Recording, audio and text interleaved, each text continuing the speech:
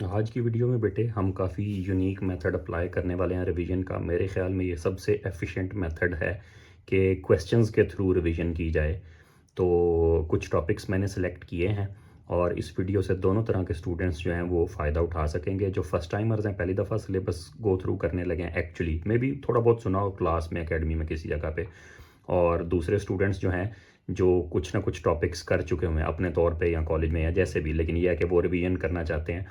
तो सबसे पहले तो ये है कि चैप्टर 1 के अंदर बेटे बेस यूनिट्स इंपॉर्टेंट हैं, वेक्टर्स इंपॉर्टेंट हैं, अनसर्टेनिटी। चैप्टर 2 के अंदर graphs, equations of motion, projectile और मोमेंटम चैप्टर 3 में, और न्यूटन सेकंड लॉ, और उसके बाद अब थ्रस्ट और इक्विलिब्रियम चैप्टर 4 में। चैप्टर 5 में इंटर कन्वर्जन ऑफ एनर्जी और पावर, और चैप्टर 6 के अंदर बेटे स्प्रिंग्स और यंग्स मॉडुलस। तो चलें स्टार्ट करते हैं बेटे। सबसे पहली बात तो ये है, जो जो आता जाएगा हल्का फुल्का मैं साथ एक्सप्लेन करता जाऊंगा ताकि फर्स्ट टाइमर्स भी हमें साथ साथ फॉलो कर सकें। तो बेटे वो कहता है ज़मीन, ये बेसिकली उसका क्वेश्चन है प्रीफिक्सेस का। वो कहता है ज़मीन और सन का जो डिस्टेंस है 1.5 10 की पावर बेटे 15 करोड़ किलोमीटर है ज़मीन, और जो सन का डिस्टेंस है तो वो कहता है जिसको गीगा मीटर्स में एक्सप्रेस करें। ठीक है, हमने ये कहा था कि जिस भी प्रीफिक्स में जाना हो उसी पे डिवाइड कर देना है।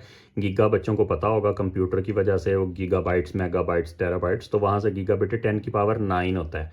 नहीं भी पता तो प्रीफिक्सेस आपने याद करना ही है अपने फाइनल सिलेबस के लिए। तो ये बेटे 150 बचेगा, इतना कोई टेक्निकल नहीं, हम इस पर टाइम नहीं ज़ाया कर रहे। वो कहता है जी distance between centre of earth और सेटेलाइट, इक्वेटर से सेटेलाइट तक का एक का डिस्टेंस उन्होंने दिया 42.3। ये भी प्रीफिक्सेस का ही क्वेश्चन है। Mega meters, capital M mega होता है और ये 7 मीटर्स आ गया, और ज़मीन का रेडियस ये आ गया। और कहता है जी जो है ना एक माइक्रोवेव सिग्नल है और उसको ज़मीन से फेंका है डायरेक्ट। अच्छा ये बेटे टेक्निकल भी है साथ, खाली प्रीफिक्स का नहीं। 2 मार्क्स हैं, कम ही करते हैं कैम्ब्रिज वाले इतना तंग। इसमें टेक्निकलिटीज़ भी हैं, प्रीफिक्स भी हैं, और साथ आपका S is equal to V T भी लगेगा। टेक्निकलिटी क्या है, देखें उसने ज़मीन के सेंटर से सेटेलाइट तक का डिस्टेंस दिया है, लेकिन जो भी ये लाइट सिग्नल कह रहा है माइक्रोवेव सिग्नल, हाँ तो बेटे माइक्रोवेव सिग्नल ने सेंटर से थोड़ी जाना है, ये आपने थोड़ा सा ध्यान रखना है समटाइम्स। अब ये क्वेश्चन रिलेटिवली आसान है, 2 मार्क्स आसानी से आ सकते हैं अगर आपका सिलेबस गो थ्रू हुआ हो। बस एक टेक्निकलिटी आपने ध्यान रखना है, ना हो तो वो गए 2 मार्क्स। और टेक्निकलिटी ये है कि भाई हम सिग्नल सेंटर पे ज़मीन के अंदर थोड़ी चले गए हैं सिग्नल बाहर भेजने के लिए। ठीक है, तो ये जो उसने डिस्टेंस दिया हुआ है इसमें से रेडियस ऑफ अर्थ माइनस करना था। सेटेलाइट यहाँ पे समझ लें ये एस है, तो ये सेंटर ऑफ अर्थ है। तो ये जो उसने डिस्टेंस दिया है ना बेटे, एक बात। अच्छा दूसरी एक और चीज़ भी है, 2 टेक्निकलिटीज़ हैं। आप देखें 2 मार्क्स के लिए कैम्ब्रिज वाले जनरली इतना तंग नहीं करते, इसमें दो दो टेक्निकलिटीज़ भी हैं, साथ प्रीफिक्स भी है। अच्छा, signal is sent from the point on the earth directly below the satellite. अच्छा जी हाँ बैक, ये देखा बेटे। 2 बातें हैं मैं आपको भी बताता हूँ। देखें 42.3 10 की पावर मैका क्या होता है 6, उसके बाद आ गया -638 10 की पावर 3 किलोमीटर है ना बेटे, मीटर्स में हम लेके आ रहे हैं सारा ही सिस्टम। ठीक है, अच्छा ये डिस्टेंस है और इसको आपने बेटे डबल करना है। सबसे पहली बात तो ये है, एक्चुअल डिस्टेंस जो कवर करना है इस माइक्रोवेव सिग्नल ने, उसने भाई यहाँ से चलना है, उसने ज़मीन के सेंटर से नहीं चलना, ज़मीन की सरफेस से चलना है, सेटेलाइट से होके वापस आना है। तो ये तो माइनस कर दें ज़मीन का रेडियस, एक बात। और अब उसके बाद लगाएं, सारी बात है लाइट सिग्नल है तो उसने स्पीड ऑफ लाइट से जाना है। तो S is equal to V T, तो बेटे ओ लेवल से ही बच्चों को आता होता है, बेशक ये चैप्टर 1 का क्वेश्चन है। तो S is equal to V T अगर हम करेंगे, V T is equal to S. ठीक है, तो टाइम आपका आ जाएगा जी एस डिवाइडेड बाय वी नहीं गिवन तो बेटे डाटा शीट से उठा लें। स्पीड ऑफ लाइट है, ऊपर वाला जो डिस्टेंस है 2 × 42.3, और क्या था मेगा 10 की पावर 6 आ गया, -6380, और साथ आ गया 10 की पावर 3, और डिवाइडेड बाय बेटे स्पीडीली की वजह से राइटिंग जो है वो जैसी भी है अब आप उसी से काम चला लें। 3 × 10⁸ ये आ गई जी स्पीड ऑफ लाइट। ठीक है, इतना कोई टेक्निकल नहीं था तो मैंने इसको आप लोगों के लिए छोड़ दिया। अब नेक्स्ट पार्ट में ज़रा देखें तो वो कहता है जी सी को प्रूव करें कि वो यूनिट लेस है। ये फार्मूला आपके सामने है, स्पीड ऑफ साउंड का फार्मूला है। वो कहता है जी रॉ डेंसिटी है, पी प्रेशर है, तो आपको सी को प्रूव करना है कि इसका कोई यूनिट नहीं है। आप ही कर देते हैं जनाब। सबसे पहली बात तो ये आप इस इक्वेशन का स्क्वायर करें ताकि सी तो बाहर आए ना, जिसको हमने प्रूव करना है। तो वी स्क्वायर आ जाएगा सी इंटू प्रेशर और डिवाइडेड बाय आ जाएगा बेटे डेंसिटी। ठीक है, तो इसमें से अब ज़रा देखें तो आपने करना है सी को आइसोलेट कर दें, वेलोसिटी के स्क्वायर से डेंसिटी को मल्टीप्लाई करें, प्रेशर पे जाके डिवाइड कर दें। मैं सारे यूनिट्स पुट करने लगा हूँ बेटे। वेलोसिटी का स्क्वायर है क्योंकि मैंने आपको बताया ना स्पीड हमने बढ़ाई हुई है, मीटर पर सेकंड का स्क्वायर मैंने कर दिया ओवरऑल, मीटर का भी स्क्वायर, पर सेकंड का भी स्क्वायर, और केजी पर क्यूबिक मीटर मैंने कर दिया। ठीक है। और साथ ही आपके पास आ गया प्रेशर। अब प्रेशर फर्स्ट टाइमर्स को हमने कहा था अकोमोडेट करेंगे, तो उनको हम बताते हैं प्रेशर का यूनिट बेटे निकाल लेना फोर्स ओवर एरिया से, ठीक है। और अगर फोर्स का नहीं पता तो फिर दोबारा लगा देना MA। तो आपने MA लगा दिया, डिवाइडेड बाय A कर दिया, मैस की जगह पे किलोग्राम, एक्सेलरेशन की जगह पे मीटर पर सेकंड स्क्वायर, और डिवाइडेड बाय स्क्वायर मीटर्स। तो जिन्होंने जो रिवीजन कर रहे हैं, जिन्होंने पहले सिलेबस किया, उनसे माजरत है बेटे, हमने फर्स्ट टाइमर्स को भी हल्का फुल्का लेके चलना है, तो हमने उनको ये एक्सप्लेन कर दिया। ये बचेगा भाई kg m-1 s-2, वैसे तो पास्कल कहते हैं प्रेशर के यूनिट को, तो ये आप लोग यहाँ पे ला के पुट कर देना kg पर मीटर पर सेकंड स्क्वायर, ठीक है। तो अब बेटे जब उसने कहा हुआ था ना कि unit less has no unit, तो आएगा नो यूनिट फिर भी, लेकिन आप लोग चेक कर लेना कि हम सही जा रहे हैं या नहीं जा रहे। तो बेटे अभी देखें kg हो गया कैंसिल, s-2 भी हो गया कैंसिल, अच्छी बात है।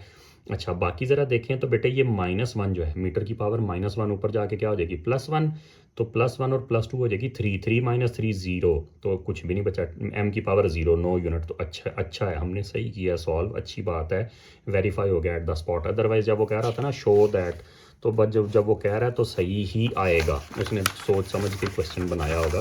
नेक्स्ट पेज पे बेटे चलें, तो वेक्टर्स का क्वेश्चन है, और ये मैंने सोचा कि आपको करवा दूं। इसमें सबसे पहली चीज़ तो बेटे ये देखें, वो कहता है जी underline all the scalar quantities. अच्छा जी स्केलर पूछ ली हैं इस दफ़ा, तो स्केलर इसमें से बेटे एनर्जी है स्केलर, उसके बाद पावर स्केलर है, बाकी 3 वेक्टर दिए हुए हैं, वेट, मोमेंटम और एक्सेलरेशन। अच्छा ये 1 मार्क का है सिर्फ, लेकिन याद रखें इस तरह के क्वेश्चन में आप एक भी गलत कर दें तो वो भी नहीं मिलता, 2 का 1 नंबर है ना, तो आपने एक भी गलत कर दिया तो वो भी नहीं मिलेगा।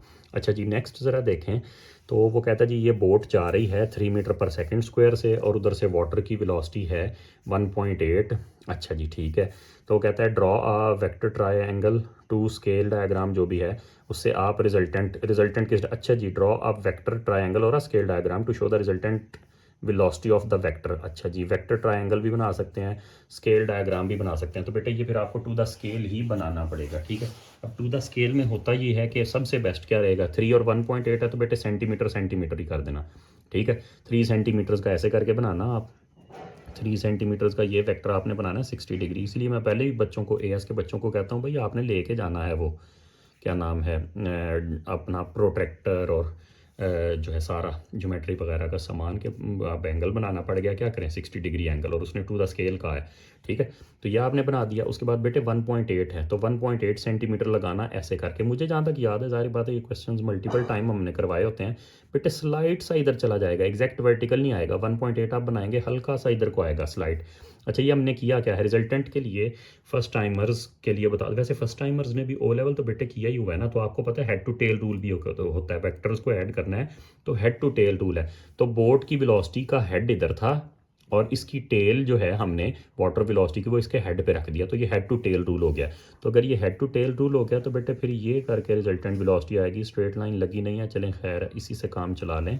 तो अगर ये 1.8 सॉरी ये 3 थी, ये 3 आ गई, ये 1.8 आ गया, तो यहाँ पे आप देख लेना जो भी बनेगा, ठीक है। अच्छा टू द स्केल आपने बनाया होगा तो बिल्कुल ठीक आएगा। Determine the magnitude of resultant velocity, बेटे जब उसने टू द स्केल हमसे बनवा लिया है ना, तो हम यहीं से, हम जब हमने पीछे इतनी मेहनत किया तो हम सिर्फ उसको मैयर करके, 2 मार्क्स डायरेक्ट नहीं मिलेंगे लिखने के, आप उसको बताते हैं कि हमने स्केल सेट किया हुआ था 3 सेंटीमीटर, ये 1 सेंटीमीटर इज़ 1 मीटर पर सेकेंड, तो 1.8 मीटर पर सेकंड इज़ 1.8 सेंटीमीटर। तो इससे जो भी आपकी लेंथ आनी थी, 2 आती, 3 आती, मुझे नहीं याद इसमें क्या आंसर आएगा, तो आप बताते जी ये 2.3 सेंटीमीटर फॉर एग्जांपल आया, तो ये 2.3 मीटर पर सेकंड ही है, ठीक है। तो आपने यहाँ पे एक्सप्लेन करके, तो आपको 2 मार्क्स मिल जाएंगे जब आप टू द स्केल बना चुके हैं। तो वही आप लिखें कि भाई ये मेरी लेंथ आई है, मैं स्केल से देख रहा हूँ, और ये मेरा स्केल है, ये मैंने रूलर से देखा है तो लेंथ आई है, ये मेरा स्केल है, इसलिए ये रिजल्टेंट है। एक तो ये है, लेकिन चलें क्योंकि हम रिवीजन कर रहे हैं तो बेटे जो एक्चुअल फार्मूला है रिजल्टेंट का याद रखें। रिजल्टेंट का फार्मूला है वेक्टर A का स्क्वायर प्लस वेक्टर B का square plus 2 into A into B into cos of theta. अब इसमें माइनस भी यूज़ करते हैं, कैम्ब्रिज वाले बच्चे भी मुझे कहते हैं माइनस करें, बेटे वो ना मैथ का फार्मूला एक्चुअली आ जाता है उससे भी ठीक, मुझे वो पसंद नहीं, हम फिजिक्स कर रहे हैं, वो लॉ ऑफ कोसाइन है, ठीक है, कोसाइन लॉ उसको कहते हैं, ये एक्चुअली कहीं और से निकला है, और वेक्टर्स का ये फार्मूला ठीक है। अब इस फार्मूले में एंगल थोड़ा सा ध्यान से आपने यूज़ करना होता है। एंगल कौन सा यूज़ करेंगे बेटे, अगर तो दोनों वेक्टर्स के हेड्स का एंगल दिया हो वो भी ठीक होता है, दोनों टेल्स का एंगल दिया हो तो वो भी ठीक होता है। इस फार्मूला के अंदर हमने थीटा क्या यूज़ करना, तो बस थीटा ही टेक्निकल है। वेक्टर A कितना है जी 3, वेक्टर पी कितना है जी 1.8, इसको ए कह दें, इसको बी, कोई इशू नहीं है, बस एंगल का इशू है। एंगल ये है बेटे, या तो आपने दोनों हेड्स का यूज़ करना होता है या दोनों टेल्स का यूज़ करना होता है। अगर एक हेड और एक टेल का हो तो उसे 180 में से माइनस करके यूज़ करना होता है, बस ये टेक्निकलिटी है। अभी देखना कैसे पता चलेगा। यहाँ पे 60 है तो बाय ऑल्टरनेट एंगल्स आप जानते हैं ये भी 60 होगा, तो ये तो एक हेड और टेल का आ गया, तो बेटे ये नहीं यूज़ होगा। ये 180 में से माइनस करके 3 का स्क्वायर प्लस 1.8 का square plus 2 into 3 into 1.8 into cos of 120। बस एंगल इसमें टेक्निकल है बेटे, अगर आप इस फार्मूला के थ्रू फाइंड करने की कोशिश करेंगे, मैं ना प्रैक्टिस की वजह से बेटे करवा रहा हूँ, ये पेपर में कई दफ़ा यूज़ हुआ है, ये P1 में भी P2 में भी ये वाला फार्मूला। तो हम इस क्वेश्चन में इंटरेस्टेड नहीं थे, हम अपनी वेक्टर्स की प्रैक्टिस कर रहे थे, ठीक है। तो इस वजह से, अदरवाइज तो टू द स्केल अगर आप बनाएंगे तो वहीं से आपका आ जाएगा। बहरहाल उसके बाद इसको छोड़ें फिलहाल, इसका नेक्स्ट पार्ट जो भी है वो जो स्ट्रेस यंग्स मॉडुलस, उसके चक्कर में हम नहीं पढ़ते। चैप्टर 6 तक तो कम ही बच्चे हैं जो पहुँचे होंगे, तो उसको इग्नोर कर दें, हम आगे चलें। तो इसमें से एक पार्ट मिसिंग लग रहा है, या इसकी बैक साइड पे, एक मिनट देखने दें ज़रा, मुझे लगता है इसकी बैक साइड पे वेक्टर्स का मैंने एक और क्वेश्चन सेलेक्ट किया हुआ था आप लोगों के लिए ना, और उसका बैकग्राउंड भी मैं आपको भी बताता हूँ। हाँ, ये रिवर्स उल्टा पड़ा हुआ था। अच्छा, अब यहाँ पे ज़रा देखें तो बेटे इसमें भी प्रीफिक्स का एक क्वेश्चन है, छोड़ें उसको, हम सिर्फ इंटरेस्टेड हैं फ़िलहाल वेक्टर्स के ऊपर। तो वेक्टर्स में बेटे ये ज़रा देखें, तो इस क्वेश्चन को मैं ज़रा थोड़ा डिफरेंट स्टाइल से रिजल्टेंट निकालने लगा हूँ। इसमें भी वही वाला फार्मूला भी आपको लगा के दिखा देता हूँ ताकि आपके वेक्टर्स रिवाइज हो जाएं। सबसे पहले तो रिजल्टेंट, इसमें उसने कहा है जी अप्रॉक्सीमेट डायरेक्शन, अप्रॉक्सीमेट है तो बेटे टू द स्केल का कोई चक्कर नहीं है, आप सिर्फ अभी ये पढ़े हैं बेटे हेड बाय हेड, तो ऐसे नहीं वेक्टर्स ऐड होते। उसकी टेल को स्लाइड करवा के आप लाते इधर, ये जो 2.5 है इसकी टेल आती यहाँ पे, और ये तकरीबन अप्रॉक्सीमेट उसने कहा है ना। तो कोई भी बच्चा आप में से ऐसी कोई भी लाइन लगा देता, कोई थोड़ा सा इससे टेढ़ी लगा देता, कोई इससे कम टेढ़ी लगाता, जो भी जो मैंने लगाई है, कोई इससे कम, कोई इस तरफ या इस तरफ, तो वो सारी ठीक गिनी जानी थी, ठीक है। बस थोड़ी सी इधर, मतलब वर्टिकल से थोड़ा सा लेफ्ट की तरफ को, तो ये है, ये आपको एक नंबर मिल जाएगा। अच्छा, इन दोनों की वैल्यू दे दी है। अब इसको क्वेश्चन को बेटे, इसमें भी एक तरीका तो यही, रिजल्टेंट इसका पूछा हुआ होगा, लाजमी देखना आप, ठीक है। मैग्नीट्यूड ऑफ रिजल्टेंट वो मुझे पता था, लेकिन इसका ये जो पार्ट है ना रिजल्टेंट का एंगल, ये तो अभी बेटे पूछा है एक नंबर के लिए, ये टेक्निकल होता है। अगर ये 2 मार्क्स का पूछ ले, एक का भी जाहिर बात है, जो स्टार वाले बच्चे हैं वो तो एक नंबर भी नहीं छोड़ सकते, और अगर 2 का पूछ ले तो दूसरे बच्चे भी नहीं छोड़ना चाहेंगे।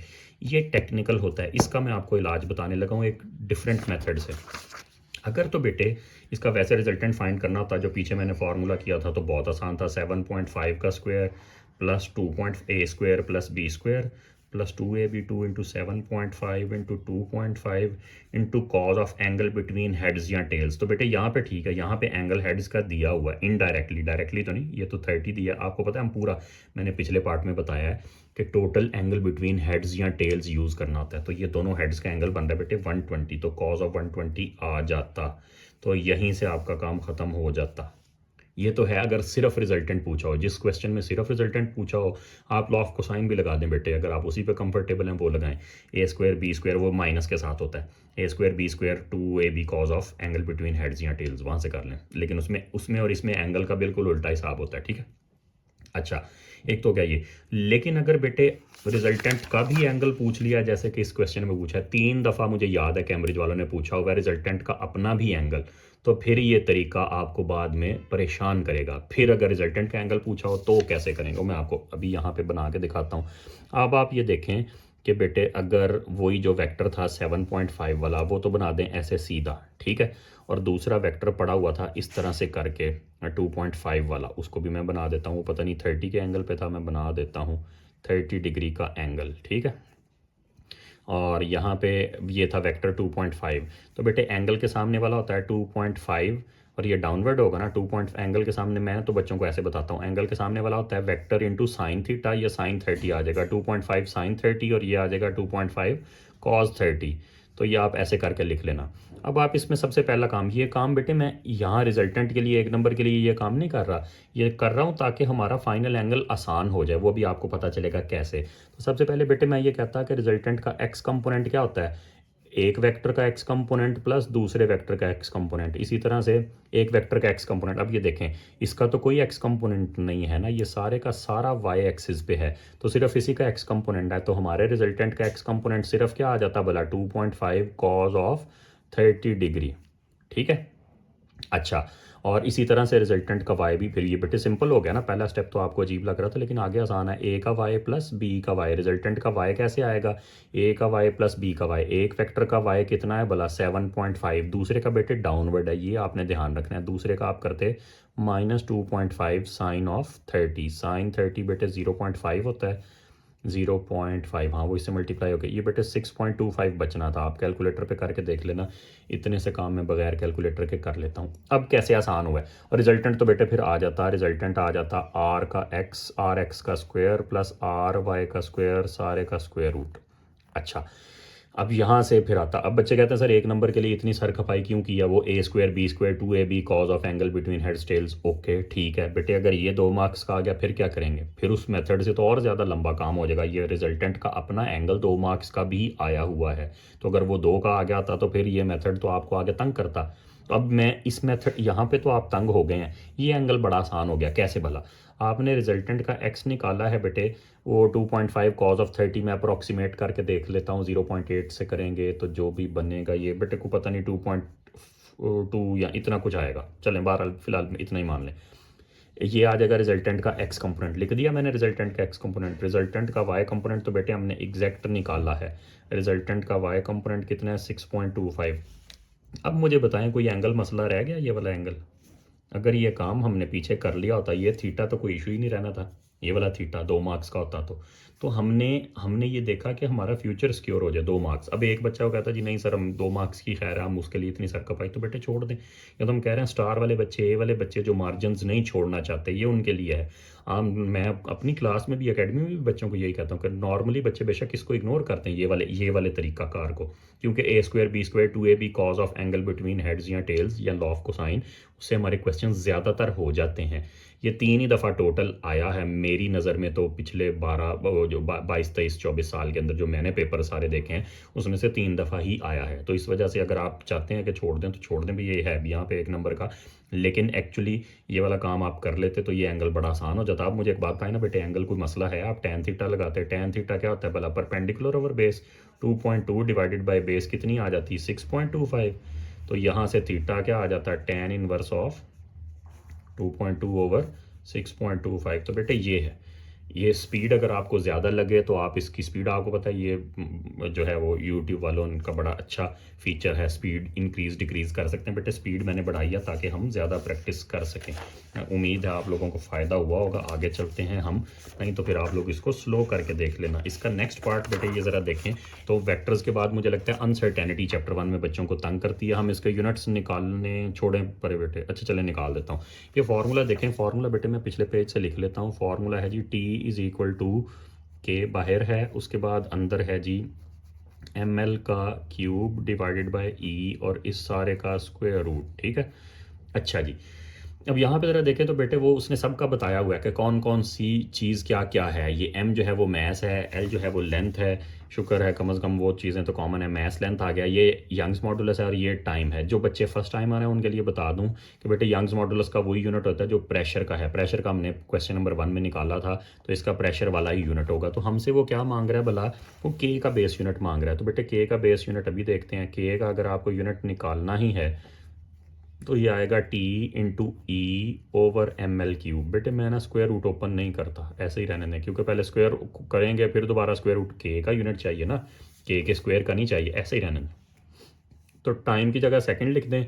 यंग्स मॉडुलस का प्रेशर वाला यूनिट होता है, जिनको नहीं पता रिवाइंड करके पीछे जाएं ज़रा, प्रेशर का यूनिट हमने निकाला है वो देख लें वहाँ से। मैस की जगह किलोग्राम लिख दें, लेंथ के क्यूब की जगह m⁻³ लिख दें।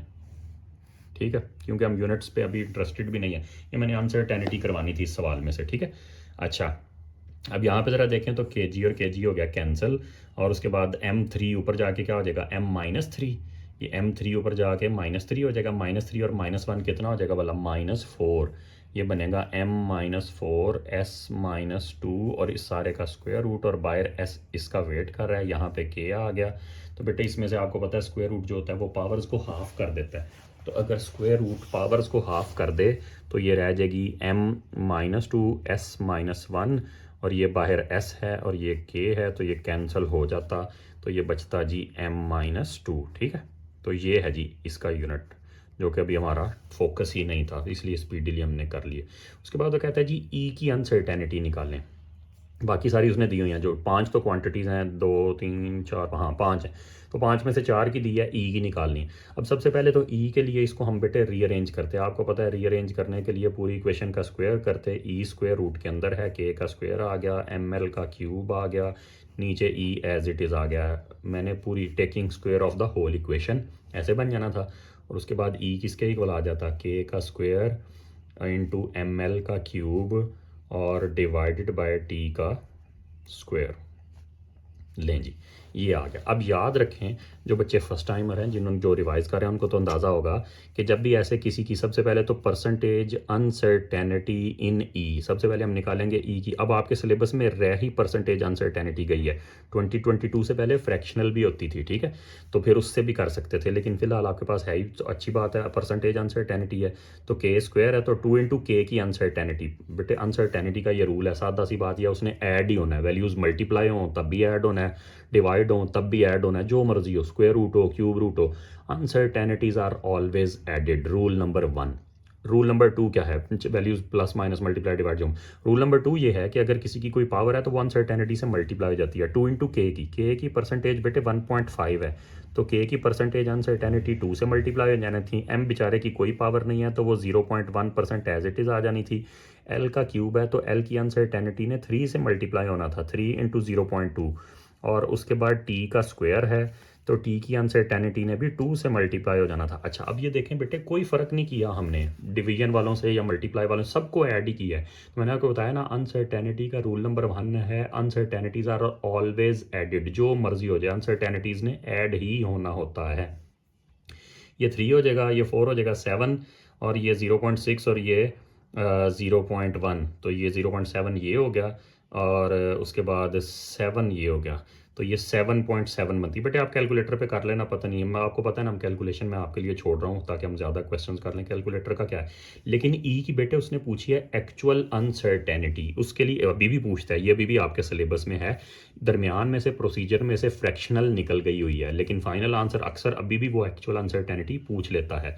तो इसलिए आप एक्चुअल अनसर्टेनिटी ऑफ ई, बेटे ये जो लेफ्ट साइड पे हमने जिसको परसेंटेज अनसर्टेनिटी ऑफ ई कहा है ना, वो असल में है delta E by E into 100। Percentage uncertainty of any number, उसका ये मतलब होता है delta E by E into 100। अगर कोई भी नंबर एक्स हो, एरिया हो, delta area by area into 100 is the percentage uncertainty. हमें चाहिए, ये होती है बेटे एक्चुअल। इसको एक्चुअल भी कहते हैं, इसको एब्सोलूट भी कहते हैं। ये एक्चुअल अनसर्टेनिटी भी है, एब्सोलूट अनसर्टेनिटी भी है। तो डेल्टा ई किसके इक्वल आ जाता है, ये आ जाता है जी 7.7 डिवाइडेड बाई 100, उधर से 100 इधर आकर डिवाइड, और ई इधर आके मल्टीप्लाई हो जाता है। बेटे इस पार्ट के लिए ई देना लाजमी था, तो मुझे लगता है उन्होंने ई कहीं ना कहीं निकलवाया होगा या ई दिया होगा, नहीं दिया। ई बेटे अच्छा 4 मार्क्स हैं, तो बेटे ई कैलकुलेट भी करना था पहले, ठीक है। तो ई आप कैलकुलेट करने के लिए ये सारी वैल्यूज़ दोबारा यहाँ पे लगाते, साइड पे करके ये सारी वैल्यूज़ बेटे गिवन है। ई को कैलकुलेट करने के लिए जो वैल्यूज़ लगनी थी, ई की वैल्यू बेटे इधर ला के मल्टीप्लाई करनी है, ई की वैल्यू पहले निकालनी थी। मैंने क्वेश्चन ध्यान से नहीं पढ़ा, जल्दी का काम शैतान का, सॉरी। तो बेटे ये 4 मार्क्स हैं, ई की वैल्यू, ये भी ठीक है, ये सारा प्रोसीजर ठीक है, या आपने वो अगर वो पहले वो वाला पार्ट नहीं भी किया तब भी ये ठीक है। लेकिन ई की वैल्यू बेटे अलहदा से निकालनी थी, क्योंकि वो यहाँ पे रिक्वायर्ड है, हमें ये ई इधर ला के मल्टीप्लाई करना है। तो ई की वैल्यू के लिए हमने क्या किया होता भला, ई की वैल्यू के लिए हमने किया होता के का स्क्वायर, के कितना है जी 1.48 10 की पावर 5, इसका स्क्वायर कर देते। इसी तरह से फिर हम क्या करते हैं, एम है, तो m की जगह पे क्या आ जाता है 0.2068 जो भी है। उसके बाद क्या आ जाता, l का क्यूब है, तो l बेटे ऊपर वो 0.892 जो भी, मैं बस जगह नहीं तो मैं बस बकाई जा रहा हूँ इसको, इसका क्यूब आ गया, और डिवाइडेड बाय बेटे क्या होता भला, ये के square M L cube divided by T square, T square की जगह आ जाता 0.45 का स्क्वायर, ठीक है। तो ये सारा आपको करना पड़ता है। ई की वैल्यू पता है क्या बेटे, मुझे नहीं लगता कि ऐसा सीधी वैल्यूज पुट करने में आप लोग को कोई इशू होगा, तो इसलिए मैंने इस पे इस तरह से टाइम नहीं लगाया कि मैं आगे काइनेमेटिक्स पे चलूँ, कम अज़ कम दूसरा चैप्टर भी करूँ। तो वीडियो ऑलरेडी जो है वो 25+ मिनट्स की हो गई हुई है, तो इसमें इसलिए मैं इसको भगा रहा हूँ। बेटे ये वैल्यूज़ ही पुट करनी है, ये सारी वैल्यूज़ आपके सामने इधर पुट करनी है, बस के का स्क्वायर है, लेंथ का क्यूब है, टाइम का स्क्वायर है, math is as it is है, वैल्यूज़ आपके सामने। ये वैल्यूज़ जब यहाँ पे पुट करेंगे, ई का एक आंसर आएगा, वो आंसर उठा के आपने इधर भी लिखना है। तो ई की अनसर्टेनिटी आएगी, ई का आंसर इधर आएगा और ई की अनसर्टेनिटी इधर आएगी।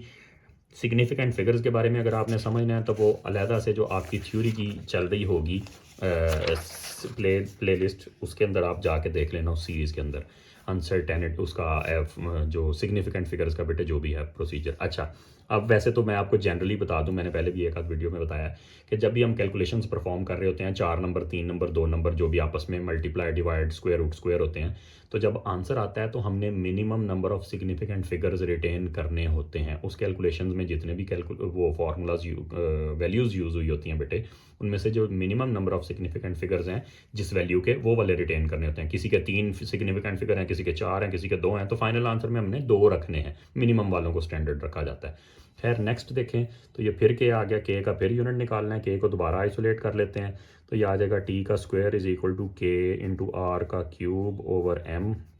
यहाँ से आप ज़रा देखें तो के का यूनिट निकालना है, स्क्वायर किया ना मैंने बेटे पूरी इक्वेशन का, तो के आ जाएगा जी टी स्क्वायर एम और डिवाइडेड बाय आ जाएगा आर का क्यूब। ठीक है, तो यहाँ से आप देखें तो ये आपका बन जाएगा जी वैल्यूज़ नहीं हमको बताया हुआ है इनके बारे में कि ये क्या क्या है। ये सेकंड का स्क्वायर आ जाएगा, ये केजी आ जाएगा और नीचे मीटर का क्यूब आ जाएगा। बस बेटे इतना बेसिक्स है, ये आप यहाँ पे कर देना इसकी वैल्यू। अच्छा, अब के की जो अनसर्टेनिटी हमारा मेन इस वक्त फोकस है, अनसर्टेनिटी के ऊपर चलें तो अब के की अनसर्टेनिटी भी चाहिए, तो परसेंटेज अनसर्टेनिटी इन के वो कैसे आनी थी। इसमें भी वही है बेटे, 4 मार्क्स ही हैं, पिछले क्वेश्चन का रिपीट है, तो शुक्र है मैंने पहले ही देख लिया। परसेंटेज अनसर्टेनिटी इन के से पहले के की वैल्यू निकालनी है, तो के की वैल्यू निकालने के लिए बेटे क्या है, टाइम का स्क्वायर मैस रेडियस का क्यूब। तो टाइम का स्क्वायर पहले कर दें 8.64 10 की पावर 4, इसका स्क्वायर कर दें, मैस को मल्टीप्लाई कर दें, साथ वो है जी 6 इंटू 10 की पावर, ये ज़मीन का मैस है बेटे, A2 में तो आएगा, AS वाले देख लें ज़रा। अच्छा, उसके बाद आ गया जी टी का square into mass over radius का क्यूब। रेडियस देखें जी 4.23 10 की पावर 7 और रेडियस का क्यूब था, तो बेटे इसका क्यूब भी करना आप ध्यान से। टी का square mass as it is R का क्यूब। यहाँ से कुछ ना कुछ आंसर आपका आएगा कैलकुलेटर से, कैलकुलेटर का काम आप लोगों के लिए छोड़ रहा हूँ।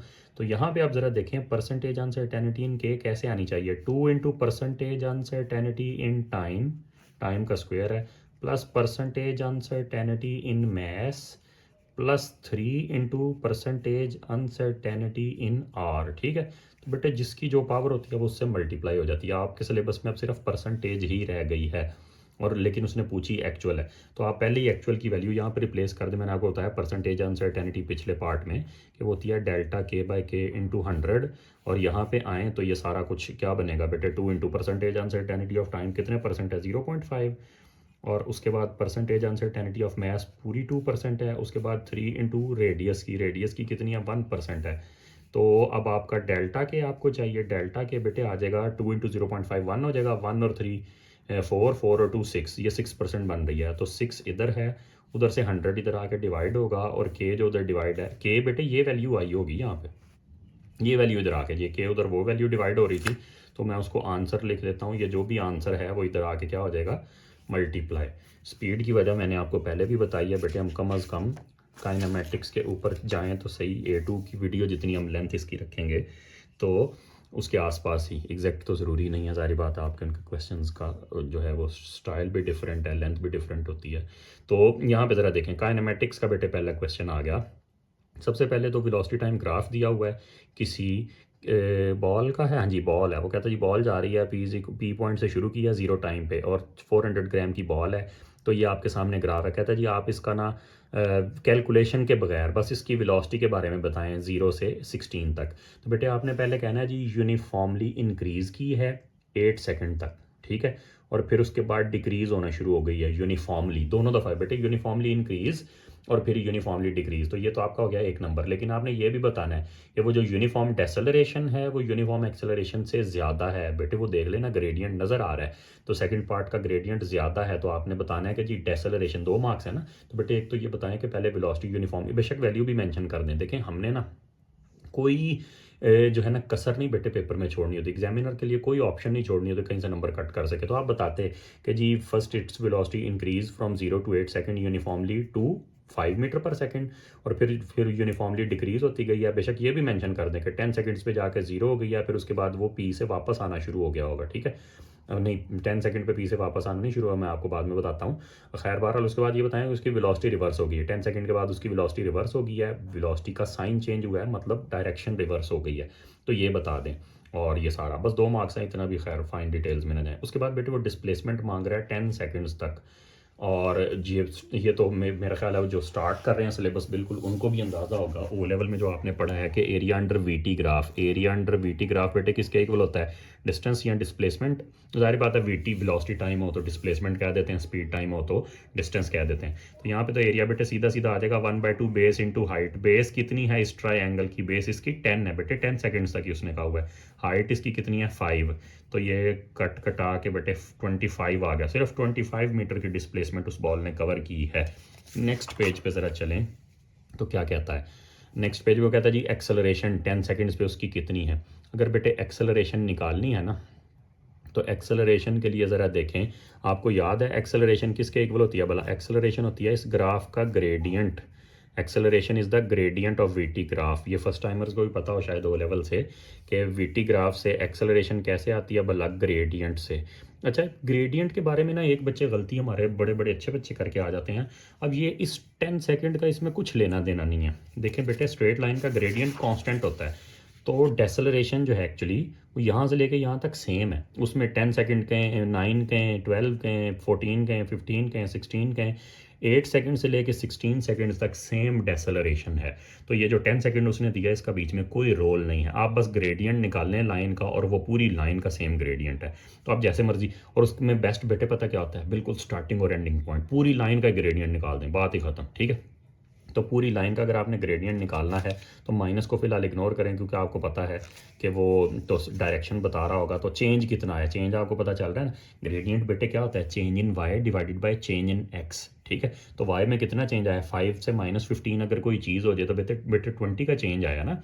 5 से -15 हुआ तो 20 का चेंज आया होगा। और एक्स पे कितना चेंज आया, 8 to 16। तो इसको बेटे ऐसे ही मैं लिख देता ग्रेडियंट को डायरेक्ट बाई 20 का चेंज आया है। एक्सेलरेशन उसने कहा तो बेटे ज़्यादा है, बेहतर है -20 कह दें, क्योंकि वो फिर आप उसे बताएं भी -2.5 की एक्सेलरेशन आई, अभी देखना 2.5 बनेगी। और 8 सेकंड्स में ये काम हुआ है, चेंज -20 का है। 5 to -15 मीन्स -20 का चेंज, तो बेटे ये -2.5 आ जाएगा, ठीक है। अच्छा, अब जब ये आ गया तो बेटे पूछ तो उसने ली है मैक्सिमम काइनेटिक एनर्जी, फिलहाल हमारा टॉपिक नहीं है, फिर भी ओ लेवल का बच्चा भी कर सकता है। 1/2 mv², और मैक्सिमम वेलोसिटी आप ले लेना। मैक्सिमम वेलोसिटी बेटे -15 उसने अचीव किया है। बॉल का मैस भी दिया होगा, हमारा टॉपिक ही नहीं है, हम उसमें इंटरेस्टेड नहीं। अच्छा, अब वो कहता है use your answer in B and B1 and 2 to determine the time for the ball to return to P तक रिटर्न होने में उसको कितना टाइम लगा होगा, ये आपने बताना है, ठीक है। तो यहाँ पे आप ज़रा देखें रिटर्न होने में जो टाइम लगा है उसका कैसे पता चलेगा। सबसे पहली बात तो ये है कि बेटे आपने टाइम निकालना है कैसे वाला, रिटर्न के लिए। जब उसने रिटर्न स्टार्ट किया है, पिछले पेज पे चलें, तो रिटर्न तो बेटे उसने 0 से शुरू किया होगा ना। कोई भी चीज़ जब वापस मुड़ती है, ये तो था पहले वेलोसिटी मैक्सिमम हुई, ये ना कहना बेटे बॉल यहाँ से वापस नहीं मुड़ी, यहाँ से स्लो डाउन होना शुरू हुई है। पहले स्पीड अप हुई है, फिर स्लो डाउन हुई है, यहाँ तक सिर्फ स्लो डाउन, वापसी इधर से शुरू हुई है, ठीक है। तो वापसी तो बेटे उसकी 0 वेलोसिटी से शुरू हुई है। हमेशा याद रखें वीटी ग्राफ के अंदर बॉडी अपनी डायरेक्शन चेंज करती है जब आप एक्स एक्सिस को क्रॉस करते हैं, चाहे नीचे से ऊपर चाहे ऊपर से नीचे। जब आप वीटी ग्राफ में क्रॉस करते हैं एक्स एक्सिस को, तब बॉडी अपनी डायरेक्शन रिवर्स करती है।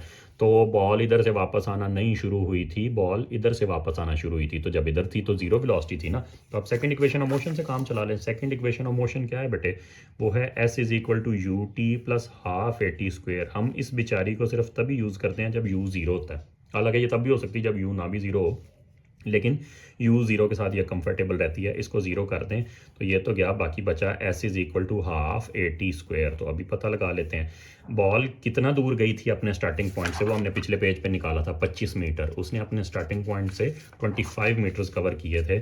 इधर 25 लगा दें, इधर 1/2 एक्सेलरेशन की जगह 2.5, और टाइम का स्क्वायर वो आपने निकालना है।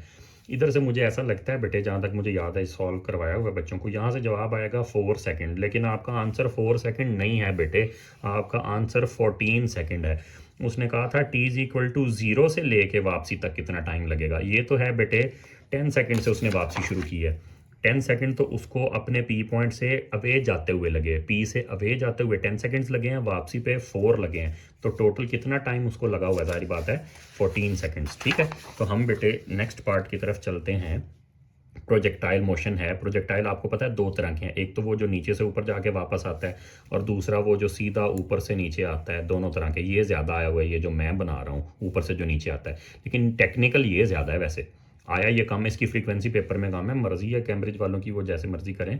तो ये वाला है। अब यहाँ पे ज़रा देखें तो उसने वी और वी एच किया हुआ है बेटे। वी एक्स और वी वाई भी कह सकते थे, वी और वी एच भी कह सकते हैं, और वी वाई और वी एक्स भी कह सकते हैं। ये हो गया ये जो फॉर्म है। अगर आप इसको वी और वी एच कर दें वर्टिकल और हॉरिजॉन्टल, या वी एक्स और वी वाई कर दें, तो एक ही बात है। उसने वी और वी एच इस क्वेश्चन में किया हुआ है। तो कहता है जी ये वेलोसिटी है वी, 60 डिग्री एंगल पे अब बॉल ऐसे जा रही है। अच्छा जी, तो ये बेटे उसने वी दे दिया है, वर्टिकल वेलोसिटी का बना हुआ है ग्राफ, और वो कहता है जी सबसे पहले तो आप क्या करें, एयर रेजिस्टेंस निग्लिजिबल है। बेटे ये उसको कहना ही पड़ता है, काइनेमेटिक्स के क्वेश्चंस में ये उसकी मजबूरी है। एयर रेजिस्टेंस निगलेक्ट करेगा तो हम इक्वेशंस अप्लाई कर सकते हैं। वो कहता है जी आप इस ग्राफ को कंप्लीट करें जब तक वो बॉल बी पे रीच नहीं करती। अच्छा बेटे ये बड़ा आसान है, ये वाला जो वर्टिकल ग्राफ होता है, याद रखें स्ट्रेट लाइन ना एज इट इज़, आपने बस स्केल रख के ना, स्केल मेरे पास फिलहाल अभी करीब अवेलेबल नहीं है, स्केल रख के ना इसको आपने एज इट इज़ खींच देना है। लेकिन कहाँ तक खींचना है, बात यह है कि एंड कहाँ पे करना है बेटे, जिधर से स्टार्ट नहीं हो रहे उधर ही एंड करना है। तकरीबन 5.9 बन रही है, तो आपने 5.9 यहाँ से देखना है जिधर भी वो बनता हो स्ट्रेट लाइन, लेकिन आपने 5.9 पे जब ये जाएगा वहाँ पे जाके इसको रोक देना है। यहाँ पे स्ट्रेट लाइन को लेते जाएं और बिल्कुल एयर रेजिस्टेंस को निगलेक्ट कर दें, तो कोई जहाँ से शुरू हुआ हो वहीं पे जाके उतनी ही वेलोसिटी से एंड करता है अपना पाथ। तो ये आपने अगर 5.9 है तो -5.9 तक स्ट्रेट लाइन रखेंगे ना स्केल के साथ, तो ये आ जाएगा, 2 मार्क्स हो गए इसके। ठीक है, उसके बाद वो कहता है जी height reached by the ball. अच्छा, अब height reached by the ball वो आएगा वर्टिकल कंपोनेंट से ही। ठीक है, एरिया अंडर द ग्राफ आपको पता है, एरिया अंडर वीटी ग्राफ किसके इक्वल होता है, भला डिस्टेंस कवर्ड। हालांकि ये प्रोजेक्टाइल है, लेकिन वर्टिकल कंपोनेंट की हाइट बेटे किसकी वजह से कवर हो रही होगी, जाहिर बात है वर्टिकल कंपोनेंट की वजह से। तो आप एरिया अंडर द ग्राफ कर दें तो हाइट आपकी आ जाएगी। इस पर बेटे इक्वेशन ऑफ मोशन भी लग सकती थी, और एरिया अंडर द ग्राफ से भी हो सकता है। तो आप लोगों के ख्याल में क्या बेटर रहेगा? मेरा तो ख्याल है बेटे इक्वेशन ऑफ मोशन लगा देता हूँ। एरिया अंडर द ग्राफ तो आसान है, वो लेवल में भी आप लोगों ने किया हुआ है। अगर इक्वेशन ऑफ मोशन लगाऊं तो आपने सुना हुआ होगा 2as third equation of motion is equal to V square minus U square. ठीक है, तो इसमें ज़रा देखें तो हम बेटे हाइट कवर होती है वाई एक्सिस पे, तो सारी वाई वाली वैल्यूज़ लगेंगी, वर्टिकल वैल्यूज़ लगेंगी। प्रोजेक्टाइल में यही होता है कि हॉरिजॉन्टल और वर्टिकल एक्सिस को सेपरेटली ट्रीट करते हैं, और एक्स कंपोनेंट के अंदर कोई भी इक्वेशन ऑफ मोशन नहीं लगती प्रोजेक्टाइल के, वाई पे लगती हैं, तीनों ही लग सकती हैं। तो यहाँ पे आप ज़रा देखें तो बेटे इसको अपवर्ड फेंका था तो एक्सेलरेशन की जगह -9.81 आएगा, हाइट इधर लिख दें, और फाइनल वर्टिकल वेलोसिटी तो बेटे जीरो हुई है। जब वो हाईएस्ट पॉइंट पे चला गया होगा तो फाइनल वर्टिकल वेलोसिटी एक लम्हे के लिए जीरो हो जाती है, और इनिशियल वर्टिकल वेलोसिटी बेटे -5.9, मतलब ये माइनस तो फार्मूले का है यहाँ से, तो ये दोनों माइनस आपके कैंसिल आउट हो जाएंगे। हाइट आपकी आ जाएगी 5.9 का स्क्वायर और डिवाइडेड बाय 2 इंटू 9.81। ठीक है, ये ज़्यादा बेहतर बेटे, मैंने कहा कि हम रिवीजन एक किस्म की कर रहे हैं, तो इक्वेशंस ऑफ मोशन की रिवीजन नहीं हुई। एरिया अंडर द ग्राफ तो वो लेवल में भी आप लोगों ने निकाला होता है। अब नेक्स्ट ज़रा देखें तो वो कहता है जी आप वर्टिकल, अच्छा जी horizontal component of the velocity निकाल सकते हैं जीरो टाइम पे। अच्छा, ये इसने हमें ट्रिक किया है जीरो टाइम पे। क्या आपको पता है बेटे, प्रोजेक्टाइल चाहे जो दोनों में से जो भी हो, एक वो है जो ऊपर से नीचे आता है, ये इस क्वेश्चन के अंदर जो मैंने आपको पिछले पेज पे दिखाए थे, एक ये प्रोजेक्टाइल है जो नीचे से जाके वापस आता है, एक है जो ऊपर से नीचे।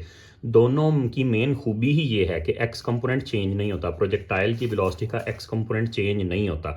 तो जीरो टाइम पे गए, एक्स टाइम पे गए, 5 टाइम सेकंड पे, 10 सेकंड, जो मर्जी कर ले भी वो तो चेंज नहीं होना था। बहरहाल हमें अगर वो फाइंड करना है तो बेटे आप ना पिछले पेज से ज़रा दोबारा जाके देखें, हम इसी को ट्रायंगल बनाएंगे। ये ओवरऑल वेलोसिटी है, ये 60 डिग्री का एंगल है, और हॉरिजॉन्टल हमें फाइंड करना है, और वर्टिकल हमें पता है।